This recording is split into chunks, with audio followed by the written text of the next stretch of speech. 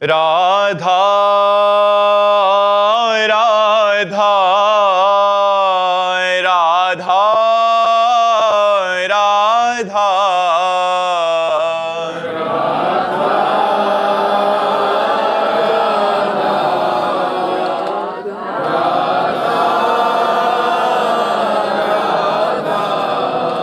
हाय राधा राधा राधा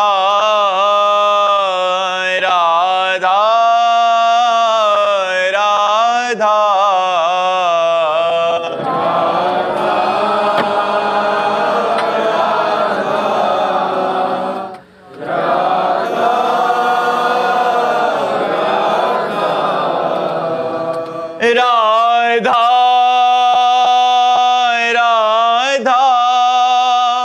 राधा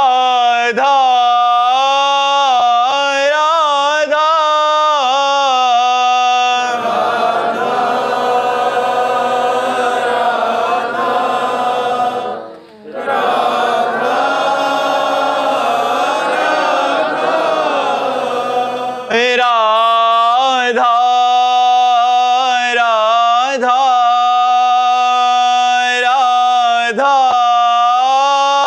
राधा राधा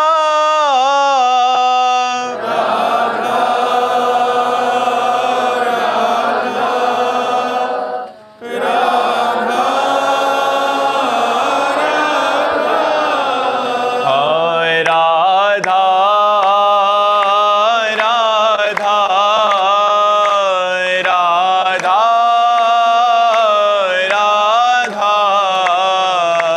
राधा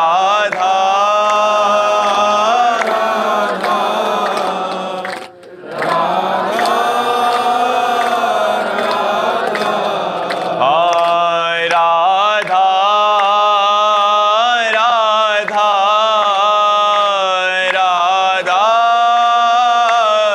राधा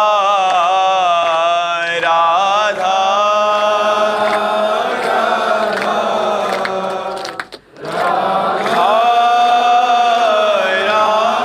श्री राधा वल्लभ लाल की, समस्त संत हरि भक्तन की, श्री वृंदावन धाम की, सद्गुरुदेव भगवान की। उन्नति पवार जी नागपुर से।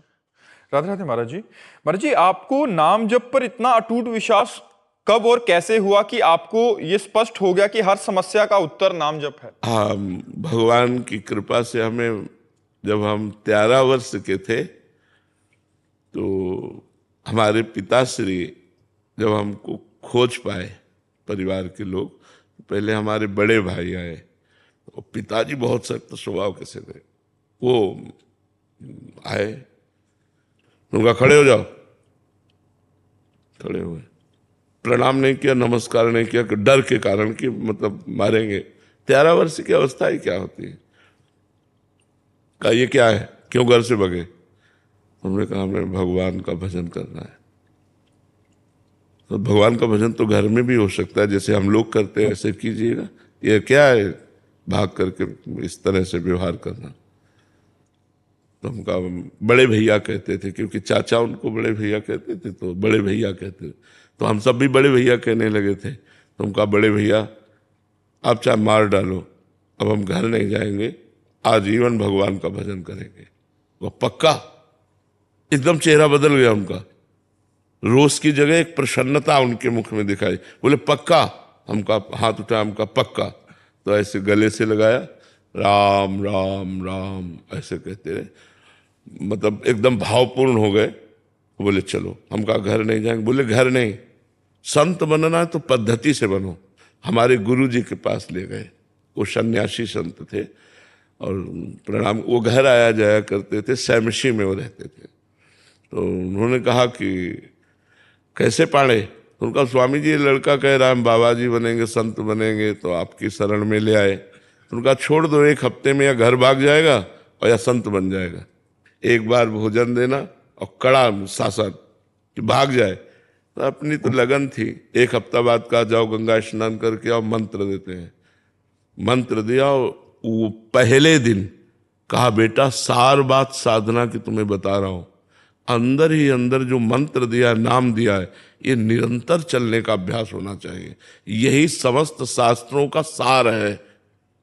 बस वो नए दिमाग में बात बैठ गई गुरुदेव की, पूरे जीवन वही बात हमारे दिमाग में रही। उसी बात को पुष्ट किया शास्त्रों ने, फिर भाई जी से हनुमान प्रसाद पोद्दार जी की वाणी ने उसी बात को पुष्ट किया। और उसी बात को जब यहाँ वृंदावन आए तो पूज्य महाराज जी ने उसी बात मोहर लग गई से, और पूरा जीवन इस बात का 13 से लेकर के 55-56 इतना लंबा सफर, तो उस बात से हर सवाल के उसमें कि अगर आपके अंदर ये नाम रूपी बल नहीं है तो कुछ नहीं है आपका जीवन, कुछ नहीं, कुछ भी कर लो, कुछ उसका महत्व विशेष नहीं बढ़े। नाम एक अंक है, सब साधन शून्य है। अंक हटा दो तो शून्य का क्या महत्व, और अंक रख दो फिर शून्य का महत्व 10 गुना बढ़ता चला जाएगा। 1 0 10, 1 0 और बढ़ाओ 100, 1 0 1000, 1 0 10,000 बढ़ता चला, 1 हटा दो 0 0 0 0 तो नाम अंक है और सब साधन सब कर्म शून्य है। अगर नाम रूपी अंक लगा हुआ है, आप फावड़ा चला रहे हो, तो आप 10 गुना महत्व उसका। आप नाम जप करते हुए ऑफिस जा रहे हैं, आप नाम जप करते हुए स्कूल जा रहे हैं, आप नाम जप करते हुए अपने कार्यों को कर रहे हैं, आप महात्मा हैं। भगवान का नाम स्मरण कर रहे, पवित्र भोजन पा रहे, पवित्र आचरण कर रहे, किसी को दुख नहीं दे रहे, कोई दुख दे रहा है हम सह लेते हैं, ये सब नाम में आएगा। विवेक जागृत हो जाएगा तो आपका जीवन समाज प्रिय जीवन होगा, समाज का मंगल करने वाला जीवन होगा। तो भगवान के नाम से ही सब कुछ प्राप्त हो जाएगा, ये विश्वास कर लो। नाम के प्रभाव से ध्रुव संगलान जप्यो हरि नामू, पायो अचल अनुपम ठाऊं। 5 वर्ष के बालक ने देवर्षि नारद जी के उपदेश से जब नाम जप किया तो अटल पदवी प्राप्त की, ध्रुव पदवी, जिसकी सप्त ऋषि जन आज भी परिक्रमा करते हैं। तो नाम का प्रभाव तो छाया हुआ है, और नाम को जब स्वयं स्वाद लिया जाएगा तब अनुभव में, हमारा जो बात कह रहे हैं वो जब आप स्वयं जपोगे तब अनुभव में आएगा, तब आप खुद बोलने लगोगे कि यार कुछ बने चाहे न बने, तुम नाम जप के देखो, तुम्हारा मंगल हो जाएगा। इसीलिए हर प्रश्न के उत्तर में नाम, और सबका मंगल होगा। ये ऐसा नहीं है आपने एक बार राधा कहा तो यमराज के पूरे रजिस्टर में एक बार राधा लिख गया। अब जब हिसाब होगा तो खोपड़ी खराब हो कर देगा एक बार का राधा नाम, कि इसने पूरे जीवन पाप किया लेकिन एक बार राधा बोला। अब इसको क्या करें, नरक तो भेज नहीं सकते क्योंकि राधा बोला है, और एक राधा का फल, एक राधा नाम का फल, ये माया हो नहीं सकती। तो आखिरकार उसको गुणा का निशान लगा देना पड़ेगा पूरे पाप के रजिस्टर में। एक नाम त्रैलोक ही तारे, जो न ले सो जन्म ही हारे। जो ऐसे भगवान नाम को न लिया उसने जीवन व्यर्थ कर दिया। भगवान का नाम स्वयं में परम महामहिम, भगवान को अधीन करने की सामर्थ्य रखता है। सुमीर पवन सुत पावन नामू, अपने बस करी राखे रामू। तो वही नाम भगवान का परम मंगल में गुरुदेव, संत, शास्त्र सबके द्वारा जब हृदय में प्रमाणित हो गया तो बात पक्की लगी, और हमारा हृदय खुद, क्योंकि इसी मार्ग में चल रहे हैं। वैभव जी, जय श्री राधे। राधे राधे महाराज जी। महाराज जी, साधना का अर्थ अंतर्मुख होकर सभी इच्छाओं का त्याग करना है, तो भगवत प्राप्ति की इच्छा भी अंततोगत्वा इच्छा नहीं, तो है? नहीं, गलत। कांटे से कांटा निकाला जाता है। जैसे कोई कांटा लग गया तो उसी के समान यंत्र से हम निकालेंगे, जो सुई है या कांटा है, उसी के समान। तो इच्छा से इच्छा को हम मारे, गलत इच्छाओं को अच्छी इच्छाओं से मारे, अच्छी इच्छाओं को भगवत इच्छा से मारे, और जब भगवान की इच्छा पूर्ण हो जाती तो इच्छा रही नहीं जाती। तो इच्छाओं से इच्छाओं को मारे, ऐसे नहीं कि सब इच्छाएं त्याग दें, नहीं। हम इच्छा करते हैं पवित्र भोजन पाने की, हम इच्छा करते हैं अच्छा जीवन जीने की, हम इच्छा करते हैं परोपकार करने की, तो गंदी इच्छाओं को मार दिया। अब हम इच्छा करते हैं भगवान की प्राप्ति की, अच्छा भजन करें, अच्छे आचरण करें और भगवान को रिझा लें, और जब भगवत प्राप्ति की इच्छा पूर्ण होती है तो सब इच्छाएं पूर्ण हो जाती है। इच्छाओं से ही इच्छा का मर्दन होता है, इच्छाओं का पूर्ण रूप से त्याग नहीं होता। पूर्ण त्याग होता है जब परमात्मा प्राप्ति हो जाती है। तो परमात्मा प्राप्ति तक इच्छा करनी होती है। जैसे हम रोज इच्छा करते हैं, आज डट के भजन करेंगे, आज डट के भजन, रोज नया उत्साह, नई चाह कि हम भजन। सत इच्छाओं के द्वारा असत इच्छाओं का दमन, फिर सत इच्छाओं को भगवान में समर्पित, तो भगवत साक्षात्कार हो गया। इच्छा के बिना तो आप कुछ कर ही नहीं सकते। इच्छा के बिना कुछ कर सकते हो?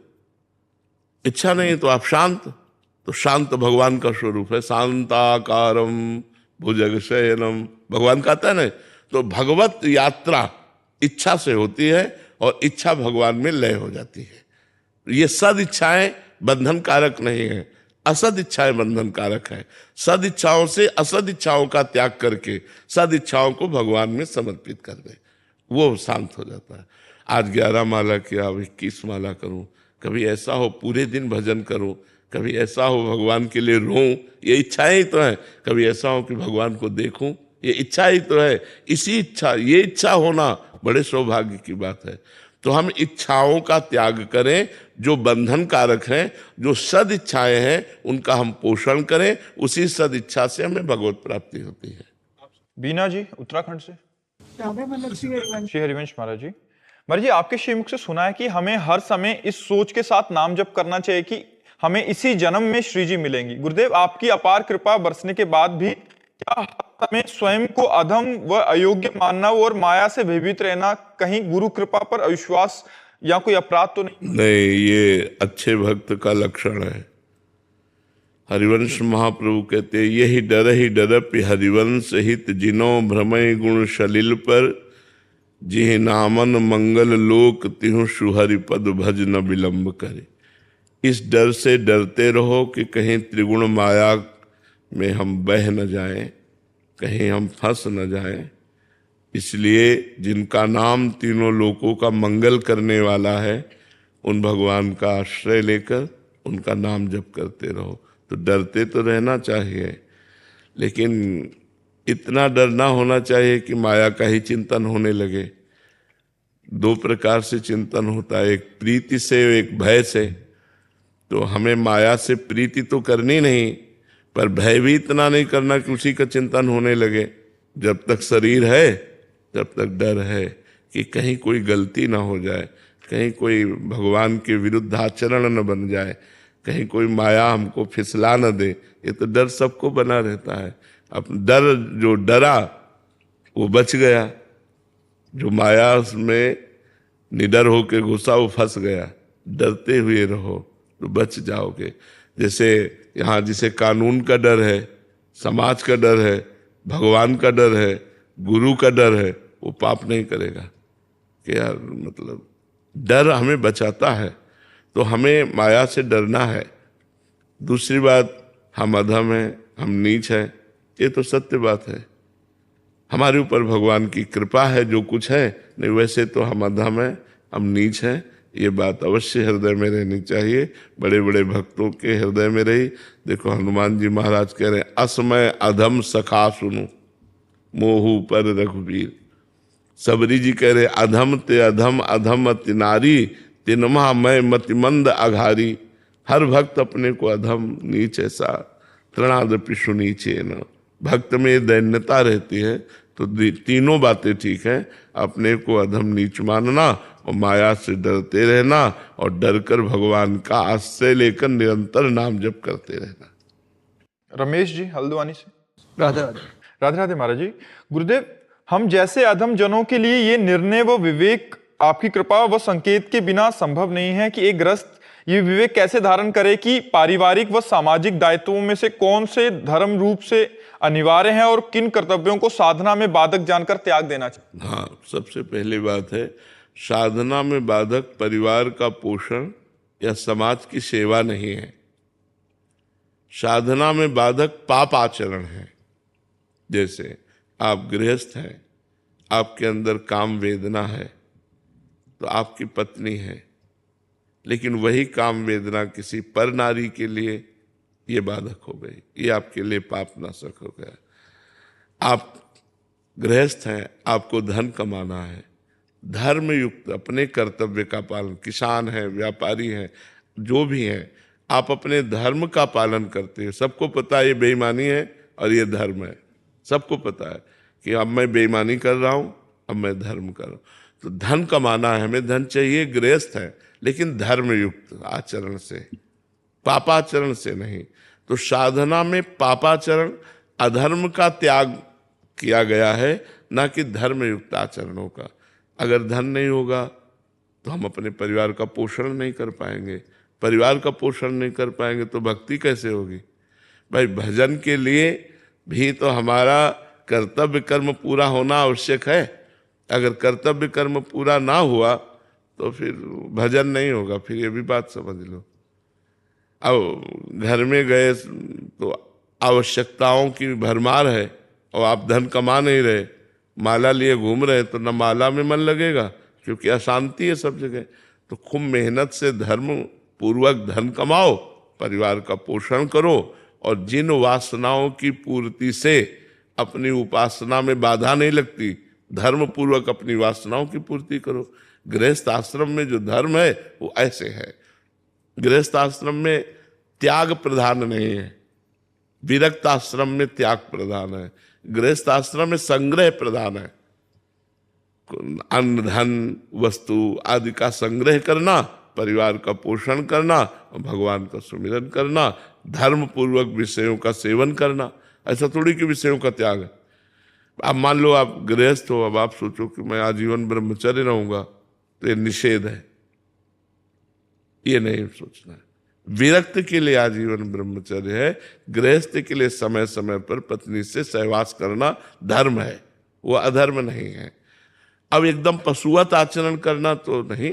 इसी तरह पूरे विषय को ले ले कि धर्म पूर्वक सेवन करना वो हमारे लिए विधि है और अधर्म का निषेध है, अधर्म का त्याग है, तो हमारा परमार्थ बन जाएगा। अब सामाजिक और पारिवारिक, तो प्रधानता पारिवारिक की देनी है, द्वितीय में समाज है। मान लो ये बीमार है और एक घर का व्यक्ति बीमार है, तो इनकी बीमारी के लिए अगर हमारी श्रद्धा है, हमारे पास 100 रुपया है तो हम दे देते हैं, लेकिन हमें ये देखना है कि जेब में 400 रुपया और होना चाहिए 100 देने के बाद, क्योंकि हमारे घर में भी बीमार है और भी व्यवस्था है। तो अपने परिवार की सुख सुविधा देखते हुए हम परमार्थ करें, दान पुण्य परोपकार अपने परिवार को दे। देहाती भाषा में कहते हैं उतना पैर पसारिए जितनी लंबी चादर हो। तो हमारे को पता है कि हमारी जेब में 500 रुपये हैं, 100 से इनका काम चल जाएगा और 400 से हमारे परिवार का पोषण और बीमारी का काम चल जाएगा, तो हम 100 दे सकते हैं। लेकिन और हम 100 नहीं निकाल पाएंगे क्योंकि हमारा परिवार भी है। तो हमें परिवार की प्राथमिकता रखते हुए परोपकार करना है। हाँ, कहीं ऐसी बात आ गई कि कोई भूखा है, तो आज हम भूखे रह सकते हैं, परिवार नहीं, आज हम भूखे रह सकते हैं, अपने हिस्से का भोजन आपको दे देंगे, आज हम उपवास कर लेंगे, हमारा परिवार पावे आप पाओ, हम उपवास कर लेते हैं। ऐसे विचार पूर्वक चला जाता है। संपूर्ण परिवार के सुख का समाज में समर्पण करना ये अधिकार नहीं, क्योंकि पत्नी है, पुत्र है, उनकी पढ़ाई लिखाई, उनके कार्य, ये चीजें ध्यान रखनी है कि प्रधान कर्तव्य परिवार का पोषण और द्वितीय कर्तव्य परोपकार, द्वितीय कर्तव्य परोपकार।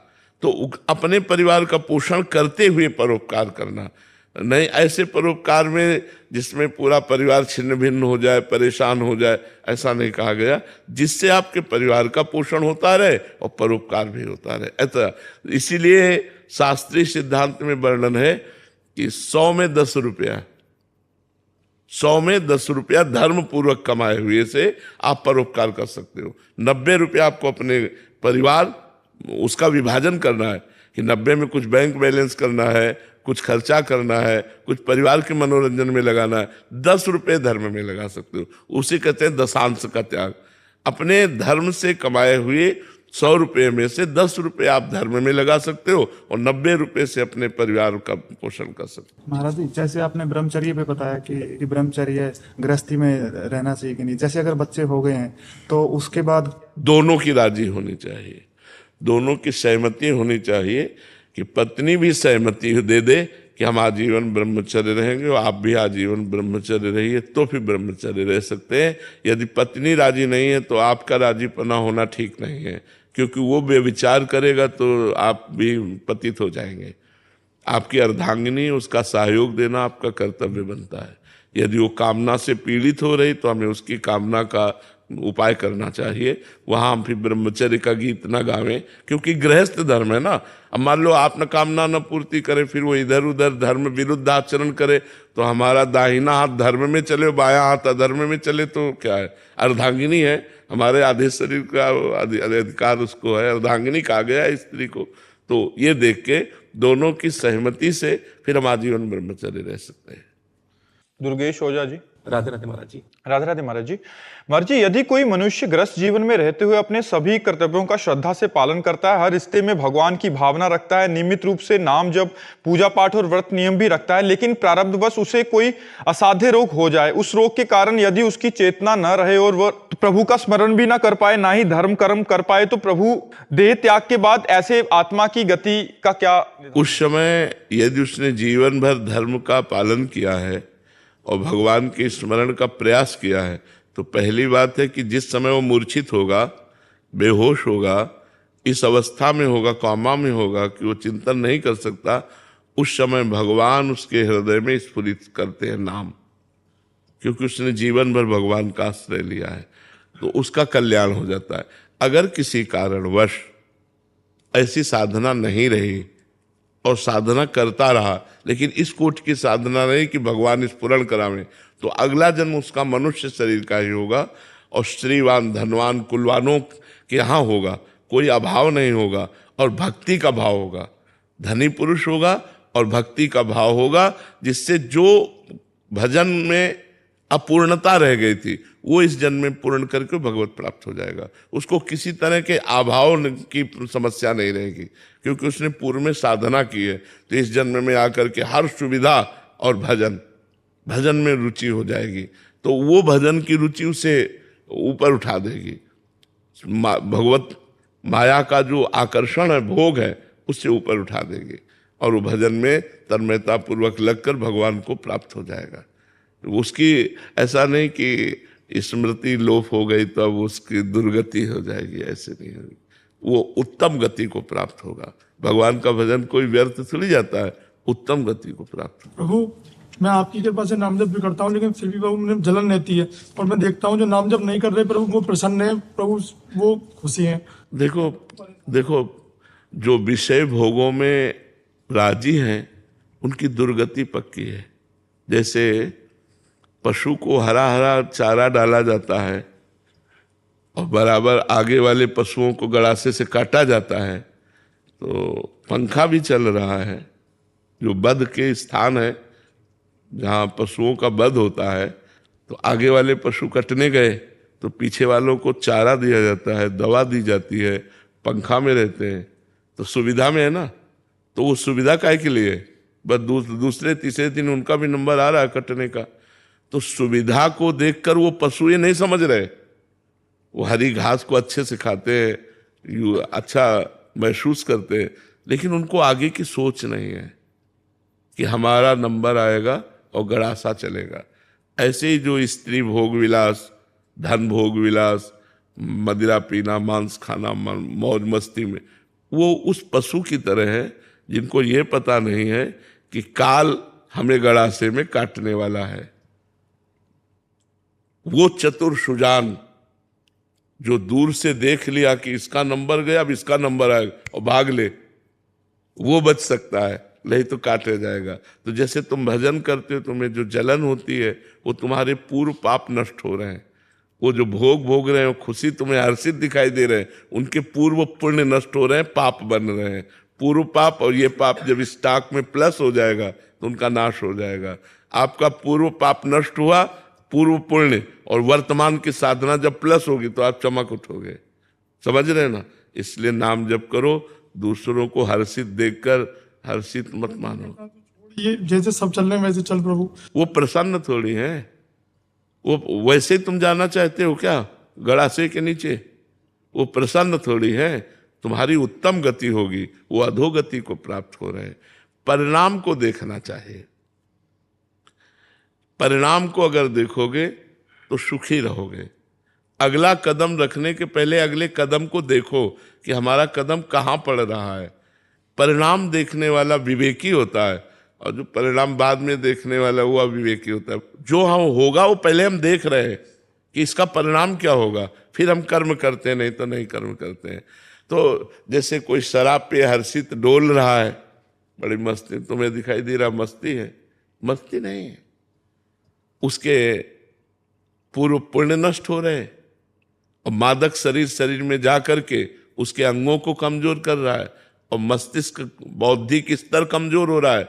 सब चीज निगेटिव ही तो हो रही है, पॉजिटिव क्या हो रही? धन व्यर्थ गया, पड़े हैं नालियों में पेशाब किए पड़े हैं, ऐसे पड़े हैं वैसे पड़े हैं, या गालियां बक रहे हैं, या उद्दंडता कर रहे हैं, और क्या? कौन सी सभ्यता इसमें भरी हुई है कि वो शास्त्र स्वाध्याय करके ध्यानस्थ हो जाता है? ऐसा तो है नहीं। असत क्रियाएं, असत चेष्टा, असत चिंतन, और उसमें हर्षित। तो पागल आदमी पागल बन करके हर्षित है, तो हम पागल बनना चाहेंगे क्या?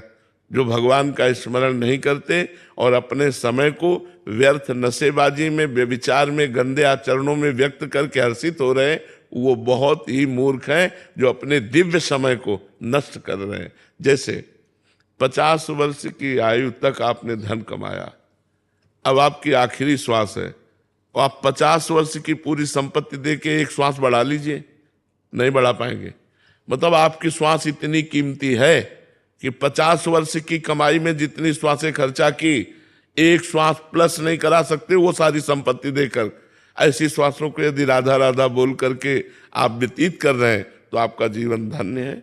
आप उनको मत देखिए कि विषयों के सेवन में हर्षित है। आप जलकर स्वर्ण की तरह चमकेंगे और विषयों को भोग कर कोयले की तरह राख हो जाएंगे। बात हमारी मानो। वो आप मेरे साथ है ना? बिल्कुल, संतों का कार्य ही होता है जगत का साथ देना। कश्मीरा जी यूएसए से। राधे राधे महाराज जी। महाराज जी, अधिक से अधिक कृपा प्राप्त करने के लिए उपासक को धर्माचरण, आज्ञा पालन और शुद्ध आहार के अतिरिक्त और क्या करना चाहिए, अथवा योग्य कृपा पात्र बनने के लिए क्या करना? खास बात, अनन्य चेता सततम यो माम स्मरति नित्यशः तस्याहम सुलभा पार्थ नित्य युक्त योगिना। खास बात, सबसे बड़ी बात, सब शास्त्रों की सार बात, हमारा चिंतन क्या होता है। यदि हमारा चिंतन भगवत चिंतन है तो हमारी सब बाह्य साधना सफल है। यदि हमारा भगवत चिंतन का तार टूट रहा है, भोगों का चिंतन हो रहा है, संसार का चिंतन हो रहा है, राग द्वेष का चिंतन हो रहा है, तो अभी ठीक नहीं है। हमें चिंतन संभालना चाहिए हर समय। अध्यात्म उन्नति के लिए, जैसे भूख मिटाने के लिए एक एक कवल जब हम अन्न पाते हैं तो उसे तुष्टि पुष्टि क्षुधा निवृत्ति होती है, ऐसे ही अनंत जन्मों में जो हमने लौकिक सुख भोगे पर कभी तृप्ति नहीं मिली, कभी भूख नहीं मिटी, आज सत्संग के द्वारा हमें पता चला कि उस भूख को मिटाने के लिए भगवत प्राप्ति अनिवार्य है। भगवत प्राप्ति अनन्य चिंतन, तस्याहम सुलभा पार्थ, मैं उसके लिए सुलभ हूं जो मेरा नित्य निरंतर चिंतन करता है। अब नित्य निरंतर चिंतन में राग द्वेष, मान अपमान, लाभ हानि, सुख दुख, ये जो हमारी वृत्तियों को घसीटते हैं, इनसे बचाना है। कोई हमारा अपमान करे, कोई गाली दे, कोई निंदा करे, हमें क्षमा करना चाहिए, उससे झगड़ना नहीं चाहिए, उसके लिए मन में गलत संकल्प भी नहीं होना चाहिए यदि आध्यात्मिक उन्नति चाहते हैं तो जो आपका अपमान करे, जो आपकी निंदा करे, जो आपको दुख पहुंचाए, भगवान से प्रार्थना करे कि उसकी बुद्धि शुद्ध हो और वो भी सतमार्ग में चले, असत आचरणों का त्याग करे। ना कि हम ऐसी प्रार्थना करें कि इसको दंड मिले, नहीं, क्षमा। एक भी मिनट हमारा व्यर्थ नहीं जाना चाहिए। अव्यर्थ कालत्वम। जिन भोगों में संसारिक जीव अपना विश्राम मान रहे, उन भोगों से हमारी अरुचि होनी चाहिए, विरक्ति। कोई हमें बहुत सम्मान दे, हमें अच्छा नहीं लगना चाहिए। अगर सम्मान अच्छा लगता है तो अपमान बुरा लगेगा, फिर आप द्वंद्वों के अंतर्गत रहेंगे, आप द्वंद्वातीत नहीं हो पाएंगे। इसलिए सम्मान को अप्रिय भावना से देखें। सम्मानम कलयाति घोर गरलम, घोर विष के समान देखे। आशा ये दृढ़ हो जाए, इसी जन्म में मुझे भगवान की प्राप्ति होगी। उत्साह के साथ निरंतर नाम जप, भगवान की लीला कथाओं का गान और श्रवण, और भगवान के परम पवित्र धामों, क्षेत्रों, पुरियों का भ्रमण करना। कभी समय निकाले, श्री धाम वृंदावन, भगवान की 84 कोश लीलाएं हैं इस भूमि में, तो 84 कोश भूमि का भ्रमण और भगवान की अन्य जो पुरियां हैं इनका भ्रमण, ये हमारे अंतःकरण को पवित्र करता है। यदि हम ऐसा साधन करते रहें तो हम अध्यात्म की चरम सीमा को पहुंच सकते हैं, प्राप्त कर सकते हैं। पप्पू कुमार यादव जी, झारखंड से। राधे राधे महाराज जी। महाराज जी, जो इंद्रियां विषय भोग में नहीं लग सकती, फिर भी मन इतना परेशान क्यों करता है? इंद्रियां विषय भोग में नहीं लग सकती, क्या क्या सामर्थ्य नहीं है कि इंद्रियों का कि विषय भोग कर सके? सके। उससे सामर्थ्य से क्या लेना देना? गंदी वृत्ति वाली इंद्रियां गंदी वृत्ति ही फेंकेंगी, अच्छी थोड़ी फेंकेंगी। मान लो वृद्ध हो गया है तो शरीर तो वृद्ध हो गया है, लेकिन मन थोड़ी वृद्ध हो गया है, इंद्रियां थोड़ी वृद्ध हो गई हैं, इंद्रिय चिन्ह वृद्ध हो गए हैं। नेत्र गोलक है लेकिन नेत्रेंद्रिय है अंदर, गोलक खराब हो गए लेकिन नेत्रेंद्रिय थोड़ी खराब हुई। ऐसे ही आपकी इंद्रियों में सामर्थ्य नहीं, लेकिन इंद्रियां थोड़ी असमर्थ हो गई। तभी तो कहा जाता है कि जितेंद्रिय बनो। अगर आप भोगने लायक हैं और आपने अधर्मयुक्त भोग नहीं भोगा तो आप इंद्रियों पर विजय प्राप्त कर लेंगे और इंद्रियां पवित्र स्फुरणा करेंगी, गंदी स्फुरणाएं बंद हो जाएंगी। आपने इंद्रियों पर विजय प्राप्त नहीं की, इसलिए इंद्रियां भोगने योग्य ना होने पर भी वही गंदी वृत्तियां फेंकती हैं। इसीलिए एक एक वृत्ति को सुधारो, भगवान के चरणारविंद में अर्पित करो।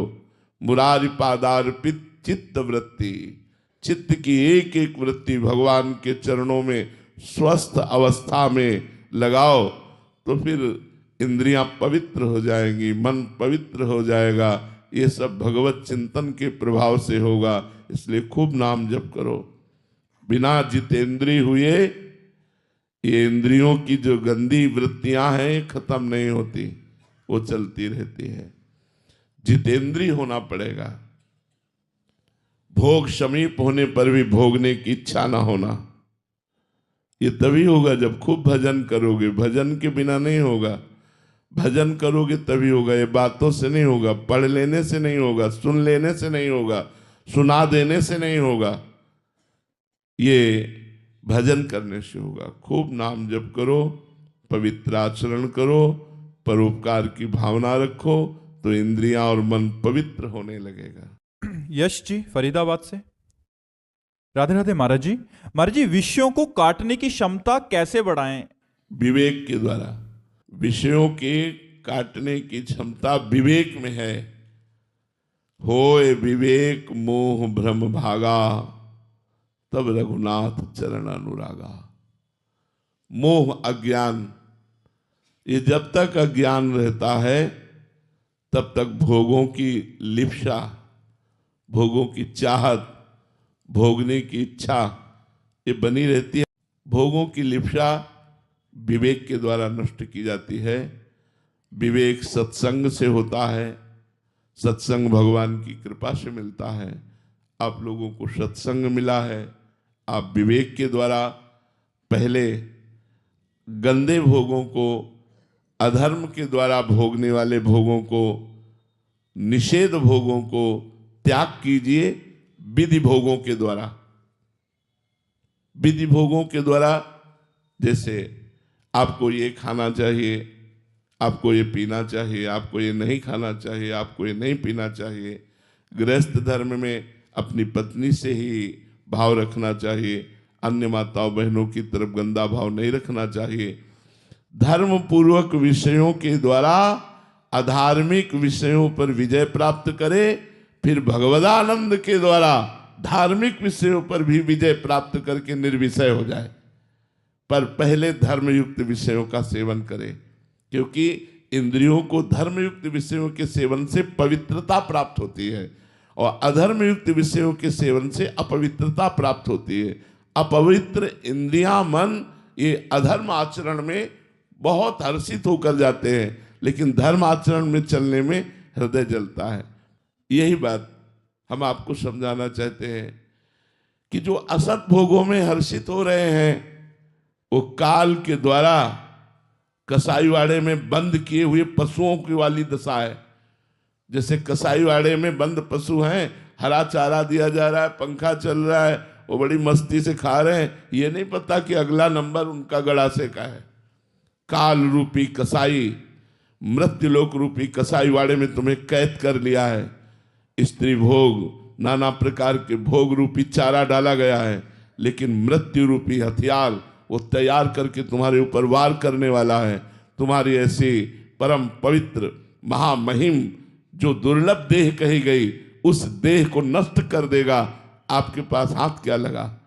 यदि भजन नहीं किया, साधना नहीं की, तो ये भोग थोड़ी हाथ लगेंगे। फिर सुअर कुत्ता बनकर साधना थोड़ी करोगे। साधना तो मनुष्य शरीर से होती है।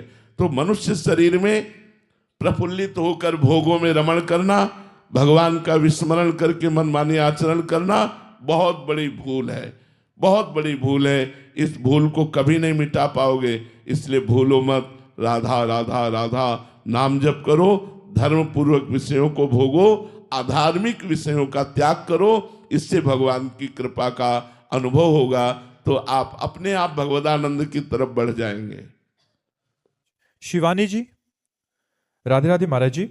महाराज जी, जीवन की हर एक परिस्थिति में हम किस तरह अपने हृदय में निर्भयता लाएं, निश्चिंतता लाएं और निर्द्वंद रहें? ये तो शरणागत का लक्षण है।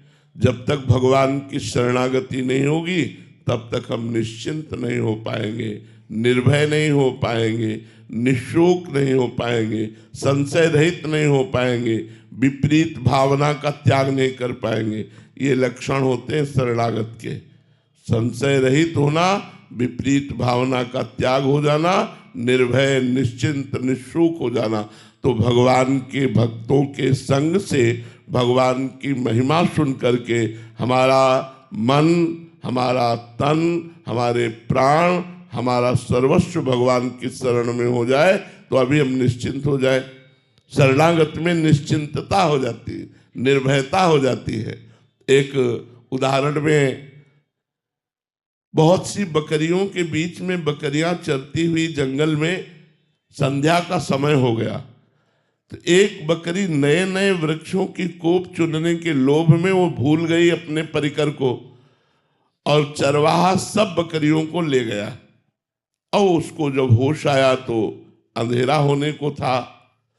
उसने सोचा मैं तो मारी गई, क्योंकि अब मेरा कोई रक्षक नहीं है, जंगल का कोई भेड़िया या सिंगारी हमको खा जाएगा। सोचा चलो पानी पी लेते हैं, समीप में नदी थी और जैसी जो होना होगा हो जाएगा। वो बकरी गई और जल पिया, तो वहां एक देखा पंजा, बहुत ही बलिष्ठ पुरुष का पंजा लगा। थोड़ी ही देर हुई थी कि वहां पानी पीने के लिए भेड़िया आया, उसने देखा बकरी प्रसन्न हो गया कि पानी भी मिल गया और भोजन भी मिल गया। जेवी बकरी की तरफ बढ़ा, बकरी ने कहा पंजा देख लो।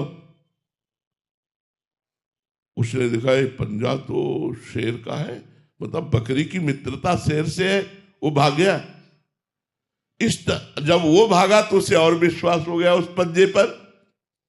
जो भी पशु आता हिंसक, वो उसे यही कहती इस पंजे को देख लो।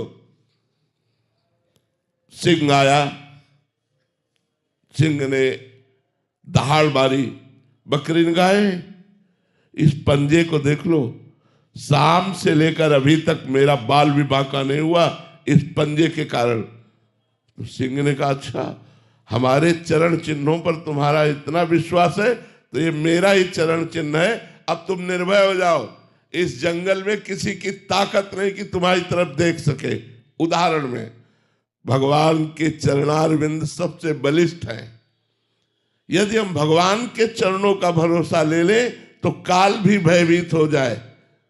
समुझ जाए शरण ते डरत ना काल डर, दियो दान तिन भय द्वंद दुख सब घटे, नित नित नौ नौ प्रेम कर्म बंधन कटे।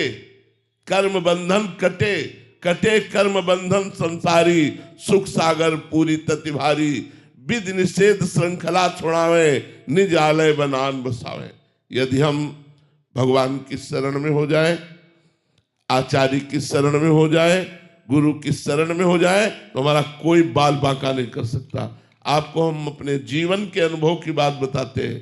बहुत से संकटों की, बहुत सी विपत्तियों की और बहुत सी गलतियों को भगवान ने ऐसे माफ कर दिया और आगे बढ़ाया। जहां हमको गिर जाना चाहिए वहां हमें उठा लिया गया।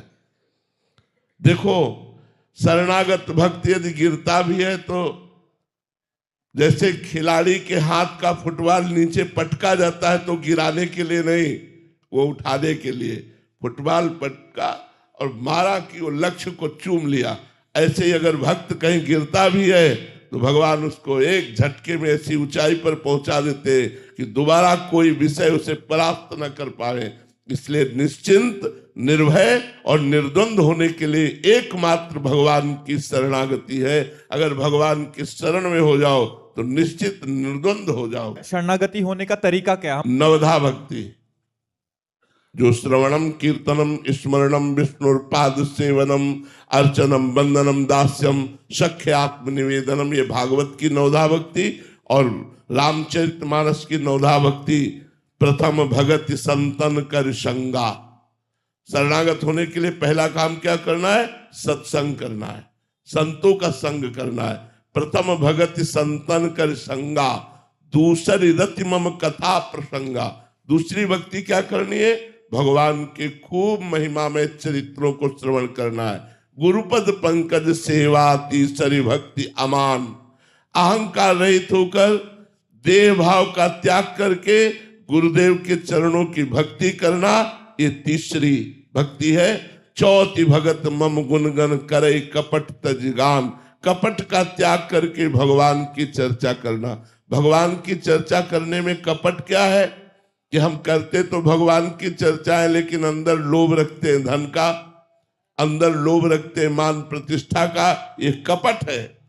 निष्कपट भाव से भगवान के गुण गणों का गान करना, ये चौथी भगत है। अगर हम शरणागत होना चाहते तो नवधा भक्ति हमें करनी पड़ेगी। मंत्र जाप मम दृढ़ विश्वासा, पंचम भगति सुवेद प्रकाशा। वेद शास्त्रों में ये प्रकाशित है कि पांचवी भक्ति कौन है? भगवान पर दृढ़ विश्वास करके गुरु मंत्र का जाप करना। छठदम शील विरत बहुकर्मा, निरत निरंतर सज्जन धर्मा। छठदम शील, शीलवान, नम्रता से व्यवहार करना, गंभीर रहना। सबसे हमें व्यवहार करना है, हमारे व्यवहार में कटुता ना आवे। छठदम शील और विरत बहु कर्मा, जो कर्म हमारे भक्ति विरुद्ध है उनका त्याग करना। सातों सम मोहिमय जग देखा, मोते अधिक संत कर लेखा। सातवीं भक्ति है कि सब में भगवान को देखे लेकिन संतों को भगवान से अधिक माने। आठों जथा लाभ संतोषा, सपने नहीं देखे पर दोषा। आठवीं भक्ति है, जैसे भगवान रख रहे हैं उसमें हम संतुष्ट हैं, कभी हम पर निंदा पर दोष दर्शन न करें। नवम सरल सब संचल हीना। नौवीं भक्ति है बिल्कुल सरल, कपट का त्याग करके छल रहित व्यवहार करना। मम भरोसे ही हरस न दीना। दृढ़ भगवान का भरोसा, और कभी किसी धनी मानी के सामने दैन्यता, अपनी गरीबी प्रकट न करे। मैं भगवान का दास हूं, इस बात का अहंकार रहे। ये नवधा भक्ति जब हो जाती है तो आत्मसमर्पण हो जाता है, भगवान से प्रेम हो जाता है, भगवान की शरणागति हो जाती है, फिर निर्भयता आ जाती है, फिर निश्चिंतता आती, फिर कोई शोक उसे स्पर्श नहीं कर सकता जो भगवान का शरणागत भक्त है। एक पक्षी पूर्व में भजन किया था और कबूतर की योनि को प्राप्त हुआ। तो भजन का प्रभाव होता है, वो भूलने नहीं देता। चाहे जिस योनि में जाए उसे स्मृति रहती है कि मैं पूर्व में अमुक था, भजन किया। जैसे भरत जी महाराज हिरन बन गए तो हिरन की योनि में भी उनको याद रहा कि मैं राजर्षि भरत था, हिरन के मोह में फंसकर मुझे हिरन योनि प्राप्त हुई। तो कबूतर वो आराम से बैठे भगवत चिंतन में डूबा हुआ था। इतने में देखा नीचे दृष्टि गई तो व्याध बिल्कुल निशाने पे कबूतर को लिए हुए था। कबूतर ने देखा ये तो मुझे मारना चाहता है, ऊपर उड़ने की चेष्टा की तो बाज मंडरा रहा था। बाज अपने पंजे की झपेट में जिस पक्षी को ले ले तो फिर वो बच नहीं सकता, भगवान ही बचावे तो बच सकता है, नहीं बाज के पंजे में बड़ी ताकत होती है। ऊपर देखा बाज, नीचे देखा शिकारी, विचार किया अब तो मारा गया। फिर मन में आया कि भगवान ही मुझे बचा सकते हैं, दूसरे की सामर्थ्य नहीं। तत्काल एकाग्र हो गया और भगवान का चिंतन किया, हे करुणा निधान भगवान मेरी रक्षा कीजिए। जो ही उसने चिंतन किया तो समीप के जंगल के एक बिल से काला सांप निकला और सांप ने शिकारी को डसा। जो ही डसा तो ऐसे हुआ और उसका तीर छूट गया। तीर छूटा ऊपर बाज के लगा, बाज भी मरा, शिकारी भी मरा, कबूतर निश्चित हो गया। जो भगवान की शरण में है, भगवान का आश्रय लेता है, वही द्वंद्वों से मुक्त हो जाता है, वही आनंद को प्राप्त होता है। इसलिए सब लोग भगवान का आश्रय लीजिए और खूब राधा राधा नाम रटिए। भगवान के नाम में अपार सामर्थ्य है, वही आपके दुख को, विपत्ति को, संकट को, चिंता को, शोक को, विषाद को, निगेटिव विचारों को नष्ट कर देगा। जितना अधिक नाम जप करोगे उतने सुखी हो जाओगे। श्री राधा वल्लभ लाल की जय। सुमित जी हरियाणा से। श्री हरिवंश। राधे राधे महाराज जी। महाराज जी, जब से आप हमारे जीवन में आए हो, राधा नाम का इतना प्रभाव है कि मन में अपार आनंद रहने लगा है। महाराज जी, भक्ति मार्ग पर चलते पवित्रता का अर्थ समझना चाहता हूं कि पवित्रता का अर्थ ब्रह्मचर्य का पालन करना है क्या? नहीं, पवित्रता का अर्थ है शरीर पवित्र करना, वाणी पवित्र करना और मन पवित्र करना। शरीर पवित्र, जैसे आप शौचालय गए तो उतने ही वस्त्र पहन करके जाइए जितने धो सकते हो, नहीं तो आजकल तो बंद व्यवस्था है। आप शौच हुए, स्नान किए, अंगोछे से पोछा और फिर अपने कपड़े धारण कर लिए। अगर आप शौच वाले कपड़े पहने हैं तो आप अपवित्र हैं। पवित्रता का जितना निर्वाह करोगे उतना बढ़िया चिंतन चलता है। लघु शंका गए, आप खड़े खड़े लघु शंका कर रहे हैं, आपके पैरों में छिट्टी पड़ रही, फिर आपने मूत्रेंद्रिय को प्रक्षालन नहीं किया, धोया नहीं, फिर हाथ नहीं धोए, आचमन नहीं किया, आप अपवित्र हैं। कुछ भोजन पाया, आचमन नहीं किया, अच्छे से कुल्ला नहीं किया, आपका मुख अपवित्र है। आपका मन गंदे विचार कर रहा है तो अपवित्र है। पवित्रता का निर्वाह जितना करोगे उतना ही अनुभव होता चला जाएगा। अब जैसे हमें भोजन पवा दिया जाए तो हम पता चल जाएगा कि बनाने वाला क्या सोच रहा था, कैसे बना रहा था। पर हम वस्त्र पवित्र, सब पूरी पवित्रता का निर्वाह तो तुरंत पता चल जाएगा।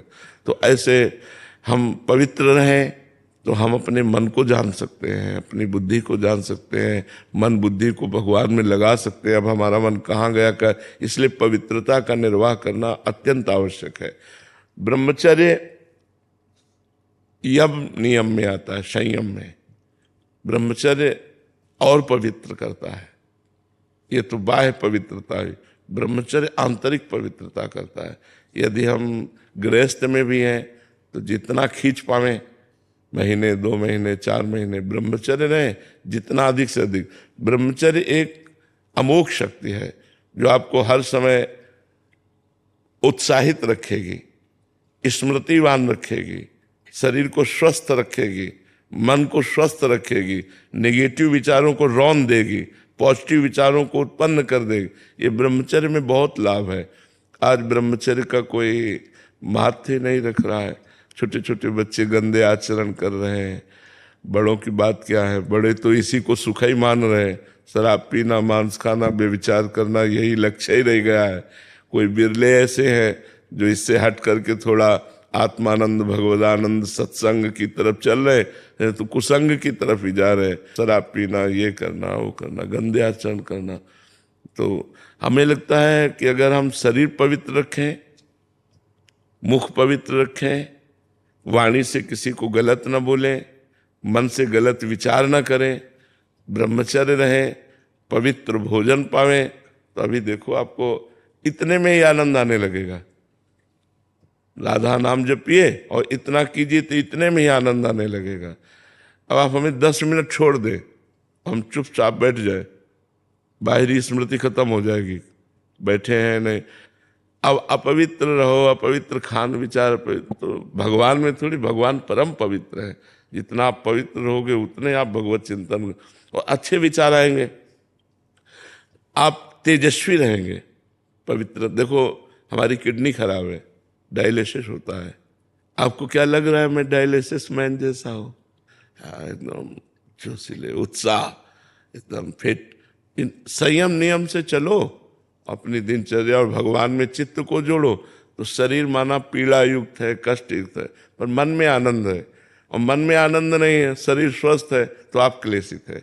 इसलिए सबको चाहिए पवित्रता का निर्वाह करना, उचित पवित्रता का निर्वाह करना। उन्होंने झगड़ा करो कि मैं क्यों छू लिया, ये सब पवित्रता का मतलब दूसरे को हे देखना नहीं है, दूसरे को हे नहीं देखना है, अपने को पवित्र रखना है, अपने विचारों को पवित्र रखना है। तो पवित्रता का तात्पर्य शरीर, मन, वाणी, इससे है जी। ब्रह्मचर्य का पालन तो आप लोगों के गुरुओं की कृपा से होता है। पूज्य स्वामी जी, गुरुदेव भगवान है स्वामी ईश्वरानंद सरस्वती जी, लेकिन भगवान 3-4 महीने में तो ऐसे ही हो जाता है। तो हमने एक बार, जब हमारी नई अवस्था थी 18-20 वर्ष की, तो एक ओंकारानंद सरस्वती नाम के परमहंस महापुरुष थे। तो हमने एकांत में उनसे प्रार्थना की, तो उन्होंने कहा था जैसे दाल में उफान आती है, तो जो संतान उत्पत्ति कारक ब्रह्मचर्य वीर है वो स्वयं से नहीं निकलता।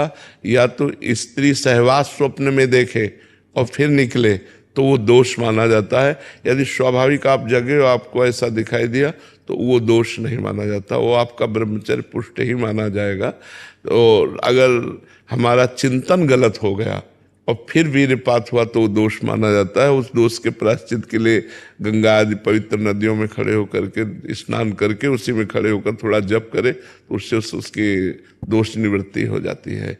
और खान पान का संयम रखे और थोड़ा व्यायाम भी करे। व्यायाम करते हो सुबह? शीर्षासन में उड्डयन बंद लगा के अश्विनी क्रिया, ये सब। हाँ बिल्कुल बिल्कुल करते रहो, बहुत अच्छे हो, बहुत अच्छे हो। और माताओं बहनों से बचते रहना, क्योंकि अभी तो बहुत नई अवस्था है, बहुत बड़ी टांग मारती माया, बहुत बड़ी टांग मारती, इसलिए बहुत संभल करके पूरे जीवन कभी किसी माता बहन का संसर्ग ना होने पावे। बस ये हमारी बात गांठ बांध लेना। स्वयं से गंदे आचरण कुछ होना और किसी माता बहन का संग ना हो तो जीवन पार हो जाओगे। ये बहुत विचित्र माया है, आखिरी लक्ष्य तक मारती है, आखिरी लक्ष्य तक। ज्ञानी नाम चेतांसी देवी भगवती हिसा बलादा कृष्ण मोहाय महामाया प्रचति। बहुत अच्छे हो, धैर्यपूर्वक चलते रहो, उदास रहो, उदासीन रहो, जगत से संबंध मत रखो, गुरुजनों के चरणों का आश्रय लेकर सेवा परिचर्या और बस मंत्र का चिंतन, शांत एकांत, बिल्कुल मार दो। जीवित मर जाए उलट आप में समाये है दिलगिरी है। जिंदा मृत के समान, जैसे मुर्दे में कोई चाह नहीं होती, ऐसे संत में कोई चाह नहीं होती। ऐसी स्थिति बनानी है धीरे धीरे। ज्ञान की लिप्सा रहती है। ज्ञान की लिप्सा रहती है। वो अपने आप जागृत हो जाएगा। जब पवित्र हृदय होता है तो ज्ञान अपने आप, अपवित्र हृदय में ज्ञान पढ़ाया वो काम नहीं करता। पवित्र हृदय में स्वतः ज्ञान, ब्रह्म ऋषियों को जो ज्ञान स्फुरित हुआ पवित्र हृदय में, मंत्र अनुष्ठान, पवित्र हृदय, पवित्र वातावरण, तो अपने आप ज्ञान जागृत हो जाएगा। जो ब्रह्म बोध है वो स्वतः हो जाएगा, केवल गुरु कृपा ही केवलम। गुरु का आश्रय लेकर शास्त्र स्वाध्याय, अपनी दिनचर्या, तो अपने आप अनुभव होने लगता है कि मैं देह नहीं हूँ। अपने आप अनुभव होने लगता है मैं सूक्ष्म शरीर नहीं हूँ, मैं स्थूल शरीर नहीं हूँ, मैं कारण शरीर नहीं हूँ। स्वरूप का अपने आप से अपने आप में बोध होता है, ना कि मन बुद्धि के द्वारा। अपने आप से अपने आप का बोध हो जाता है। आप चिंता न करो, चलते रहो बस। बाबा देखो एक भाव है, अर करायला दर्शन प्यारे और करायला दर्शन प्यारे, अरिया पैठे गाम के आज करायला दर्शन प्यारे। या चार भुजा के धारी और बाबा देखे बाट तुम्हारी, या चार भुजा के धारी और या देखे बाट तुम्हारी। अरे सब भगतन के संग जाए करायला दर्शन प्यारे, करायला दर्शन प्यारे। बाबा करायला दर्शन प्यारे, करायला दर्शन प्यारे, हरिया पेट गाम के आज करायला दर्शन प्यारे। मन रहे न 10-20 एक हतो सो हतो, वो गयो बाबा संग भी।